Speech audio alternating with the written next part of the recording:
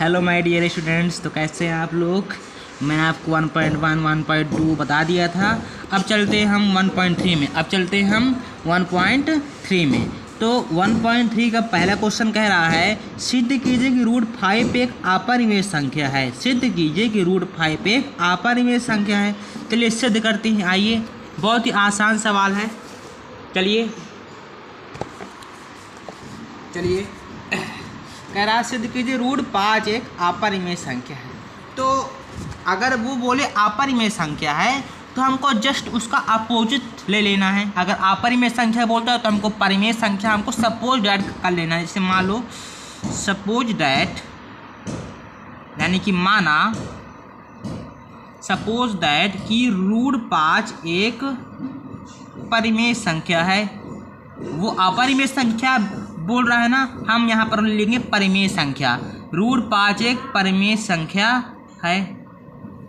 अब इसके बाद रूट 5 एक परिमेय संख्या है तो मान लेंगे हम p इज इक्वल। अब आप जानते हैं कि परिमेय संख्या क्या होती है। परिमेय संख्या होती है यानी कि p/q के रूप में होना चाहिए, उसे परिमेय संख्या बोलते हैं। और q is not equal to 0, q का मान 0 के इक्वल नहीं होना चाहिए। और p एवं q, p ये है परिमेय संख्या की जो है गुण है। p एवं q सहभाज्य होने चाहिए। कितने? सहभाज्य, सहअभाज्य हैं। p एवं q क्या है? सहअभाज्य है।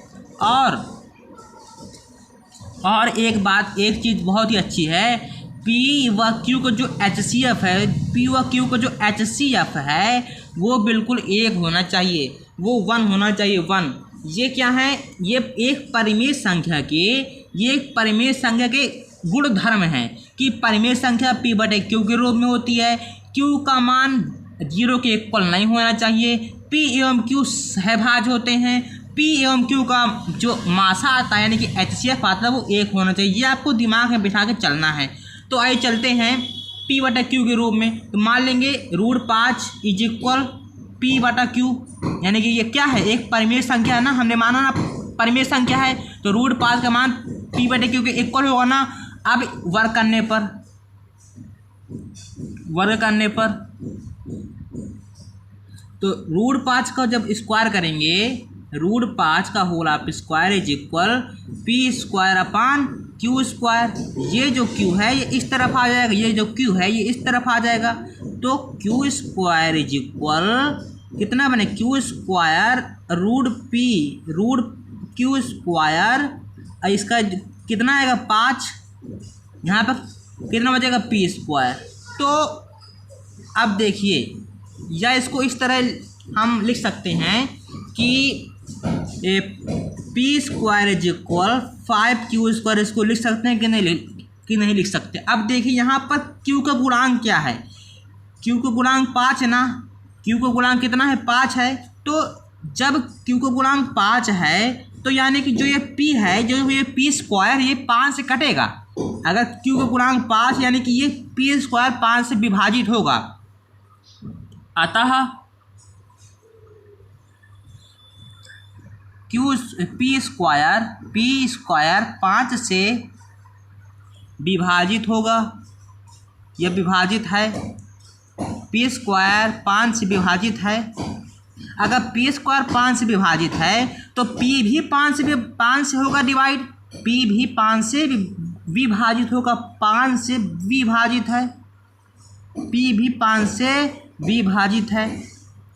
p² तो 5 से विभाजित है ही है, साथ p भी 5 से विभाजित है। कैसे? जैसे मान लो एक आपको संख्या दी गई है 9 है, ये मान लो 3 से विभाजित है। अब इसका जो वर्ग होता है ना कि 3 का स्क्वायर, तो ये भी तो 3 से विभाजित होगी ना। वही है, जब p² जब 5 से विभाजित है तो p भी 5 से विभाजित होगा। तो जब ये 5 विभाजित है तो इसको हम क्या मान लेंगे? हम इसको मान लेंगे p बराबर 5r। जो गुणांक होता है ना उसको r मान लेते हैं, जो गुणांक के बटे में होता है उसको r मान लेते हैं। p is equal 5r। अब इन दोनों का वर्ग कर देंगे। वर्ग करने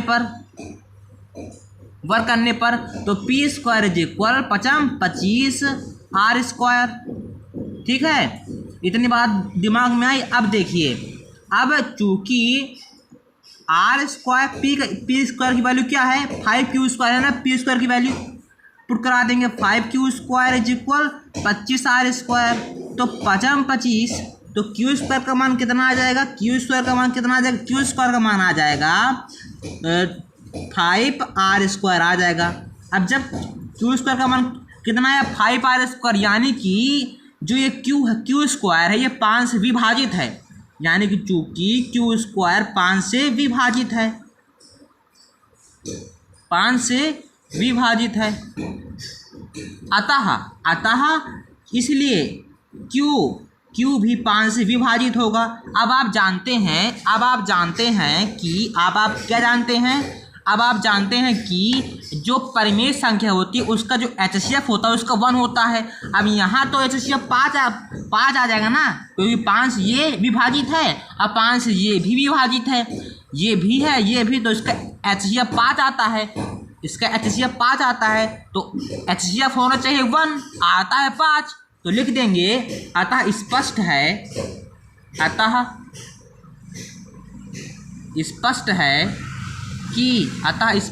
कि रूट 5 एक अपरिमेय संख्या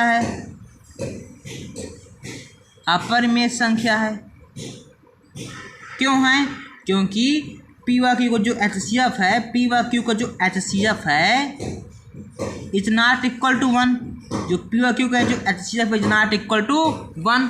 ये है आपका मेन बात। इसमें यहाँ पर फोकस करनी है कि अगर पी स्क्वायर 5 से विभाजित है तो पी भी 5 से विभाजित होगा। इसी प्रकार यहाँ पर क्यू स्क्वायर अगर 5 से विभाजित है तो क्यू भी 5 से विभाजित होगा। यही है मेन बात, इसको फोकस करना है। चलते हैं दूसरे सवाल की तरफ।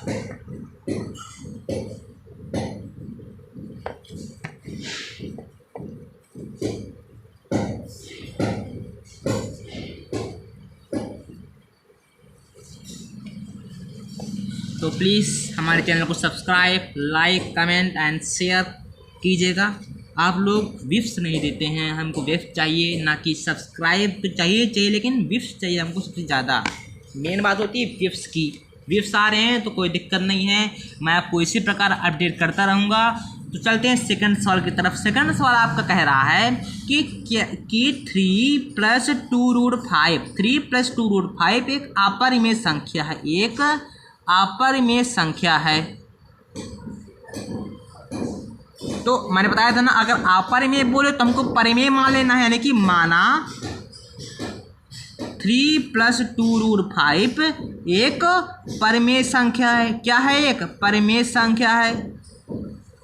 अगर अपरिमेय बोले तो हमको परिमेय मान लेना है। फिर इसके बाद देखिए, परिमेय संख्या क्या होती है? P/Q के रूप में होती है, और Q इज नॉट इक्वल 0। ये परिमेय संख्या के गुण हैं कि P/Q के रूप में होना चाहिए तब वो परिमेय संख्या होगी। Q is not equal to 0, Q का मान 0 के बराबर नहीं होना चाहिए तब वो परिमेय संख्या होगी। और P व Q का जो HCF है वो हमारा 1 होना चाहिए।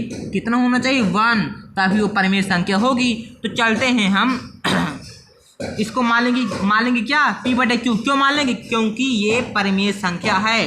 तो 3 + 2√5 इज इक्वल P/Q मान लेंगे। अब देखते हैं, इसको इस तरफ ले आओ। तो 2√5 is equal P/Q -3। 2√5 is equal P/Q -3। अब आप यहाँ पर एक फोकस कीजिए, अगर परिमेय संख्या में कुछ भी घटाएं, परिमेय संख्या में अगर कुछ भी घटाते हैं तो परिमेय संख्या ही होगी। अगर P/Q यानी कि परिमेय संख्या में कुछ भी जोड़ें तब भी परिमेय संख्या बनेगी। P/Q में किसी का गुणा करें तब भी परिमेय संख्या आएगी। P/Q में किसी का भाग दें तब भी परिमेय संख्या, यानी कि जो P/Q में हम यहाँ पर -3 घटा रहे हैं तो तब भी परिमेय संख्या ही है, अपरिमेय नहीं होगी। क्यों? क्योंकि अगर कुछ भी घटाएं, जोड़ें, गुणा करें, भाग करें तो परिमेय संख्या ही बनेगी। तो इसको अब इस तरफ ले आइए, √5 तो P/Q -3/2। इतनी बात दिमाग में आई, ये इस तरफ आएगा तो डिवाइड में वो होगा। अब इसको आप पूछते हैं बंद कर दीजिए। अब देखते हैं, √5 हम जानते हैं हमने पहले सवाल में प्रूव किया कि √5 एक अपरिमेय संख्या है, और इसका तो मान मैंने आपको बता दिया कि अगर कोई भी परिमेय संख्या में कुछ भी घटाएं या भाग दें या गुणा करें तो परिमेय संख्या ही रहेगी। तो अपरिमेय संख्या और परिमेय संख्या कभी भी इक्वल नहीं होंगी। तो यहाँ पर लिख देंगे चूंकि P/Q - 3/2 एक परिमेय संख्या है, एक परिमेय संख्या है, और हम जानते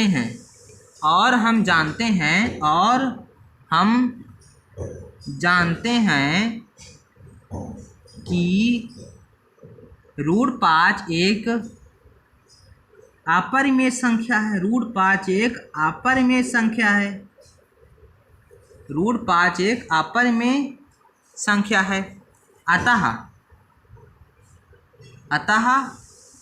√5 is not equal to P/Q - 3/2। ये दोनों बराबर नहीं होंगे। अतः स्पष्ट है कि 3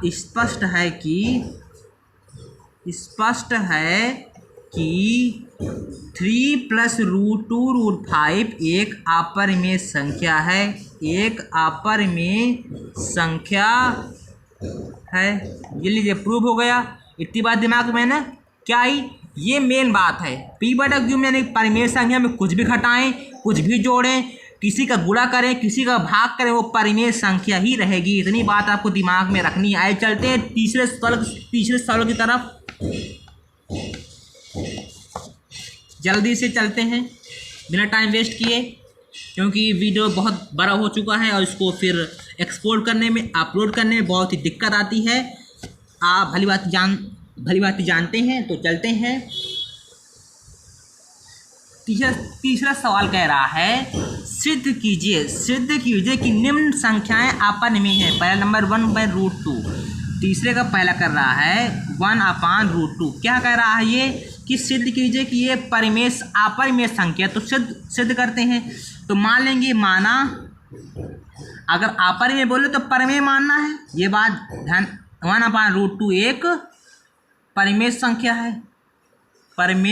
है। उसी प्रकार परिमेय संख्या के लिए P/Q होना चाहिए, Q is not equal to 0 होना चाहिए, और P/Q का HCF जो होता है वो 1 होना चाहिए। मैंने आपको पहले बता चुका हूँ, तो इसमें ज़्यादा एक्सप्लेन करने की आवश्यकता है नहीं है। तो चलते हैं। 1/√2 इज इक्वल P/Q मान लेंगे। क्योंकि ये परिमेय संख्या है। इसको अब इसको पलट देंगे। पलटने पर मान लीजिए 3/5 है, ये एक परिमेय संख्या है। मैंने लिख दिया 5/3, तब भी तो ये परिमेय संख्या रहेगी, नहीं बदलेगी ना। अगर 3/5 परिमेय संख्या है तो 5/3 परिमेय संख्या होगी ना। तो मैंने लिख दिया पर पलटने पर तो √2 = Q/P परिमेय संख्या बनेगी ना ये।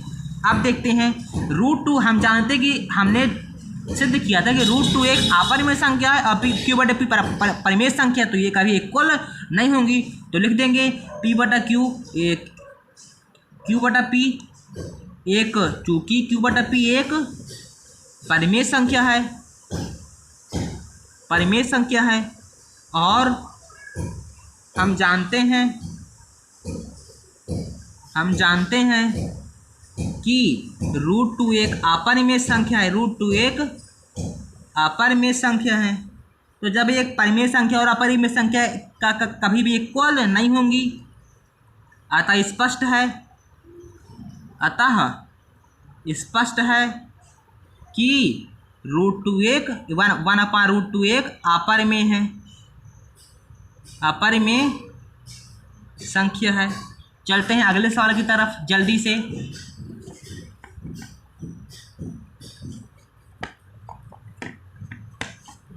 बिना टाइम वेस्ट किए।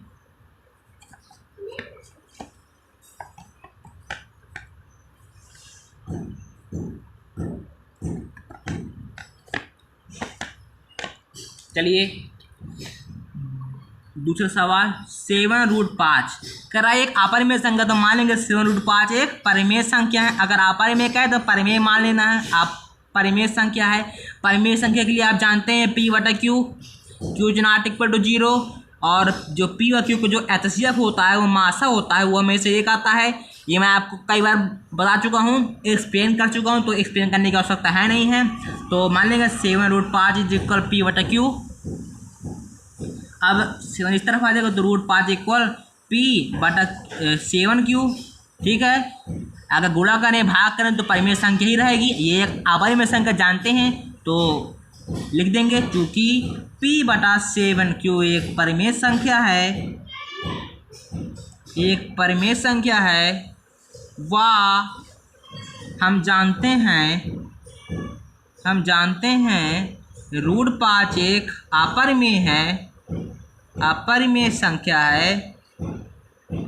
तो √5 is not equal to P/7Q। परिमेय अपरिमेय कभी इक्वल नहीं होती, अतः स्पष्ट है कि क्या स्पष्ट है कि 7√5 एक अपरिमेय है। इनको मैं ज़्यादा एक्सप्लेन नहीं कर रहा हूँ, क्योंकि मैं आपको बता चुका हूँ पहले सवाल में, दूसरे सवाल में, तीसरे सवाल में, तो एक्सप्लेन करने की ज़्यादा आवश्यकता है नहीं है।